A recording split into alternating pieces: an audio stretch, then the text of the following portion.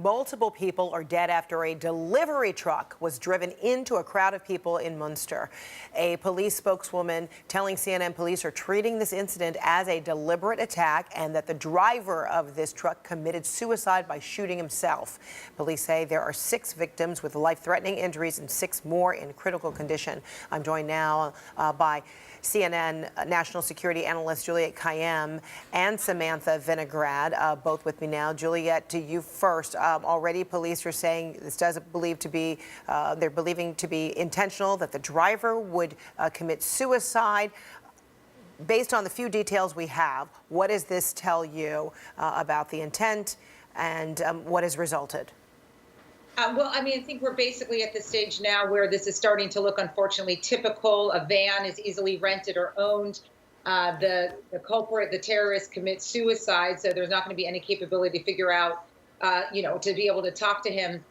And this is a Saturday night in Germany. This is an open space, and they essentially use the vehicle as an intentional weapon. So, unfortunately, as we've seen essentially over the last 3 years, the most easiest of weaponry tends to be the thing that all of us are using every day. So we just have to wait a little bit to just see what the German officials are going to say specifically about the dead terrorists. But the fact that they're leading with terrorism is no surprise. I mean, when I heard that this happened an hour ago, it just has all the feel of what we've seen before, unfortunately. Yeah, and unfortunately, because we have seen this a lot in recent years, too many times, someone using a large vehicle to drive into a crowd. How do you suspect authorities will go about trying to determine a little bit more about this individual? The obvious identification on site would be, a starting point. But if there is nothing like that, how will investigators piece it together? Okay, so almost in all of these cases, unfortunately, the assailant is known to local law enforcement at the very least. So they know who he is by now. They have the body. They will be able to trace whether he had contacts with the police, either petty crimes or something related to radicalization or terrorism. Then they'll do 2 pieces here. The one is going to be the physical, which is of course his home, the car, how did he rent, were there any co-conspirators, and then the digital footprint, which is if I don't want to assume anything here. I'm always careful, but obviously, what's the digital footprint look like? Who's he in contact with? Is there a radicalization process that they can uncover online? In Germany right now, the most important thing is obviously supporting the first responders to help those who might be able to survive this.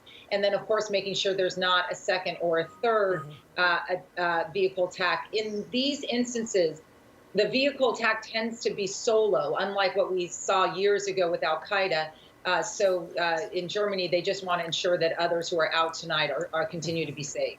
Sam Vinograd is also with us on the phone. So, Sam, what do you see as the challenges or perhaps, the routine approaches of this kind of investigation? Thanks, Fred. And to Juliette's point, this is not the first time that we've seen a vehicle used as a terrorist weapon in Germany. We had a horrific attack in December 2016 when terrorists used a lorry and drove it into a crowd of people at a crowded marketplace. And as Juliette mentioned, to invoke fear. People see cars every day, and if this was in fact a terrorist attack, Germans as well as everyone around the world are now concerned when they see a vehicle that this could be a weapon of attack. I think I would think about this in stages. The immediate step is to ensure that there's no further violence that's going to ensue around the scene or in surrounding areas if anybody else has been involved in this attack. That's happening at the same time that any victims are being treated. And then I would imagine that local law enforcement is immediately going to start looking at this individual's digital footprint, in addition to any kind of physical evidence, again, as Juliette mentioned, to see if he was exposed to any kind of radical content. Now, we know that there have been several ISIS-inspired attacks over the last several years in places like France, Germany, and the United States. And it is ironic that this attack, again, we don't know who perpetrated it. We don't know if he was radicalized by anybody online, including ISIS.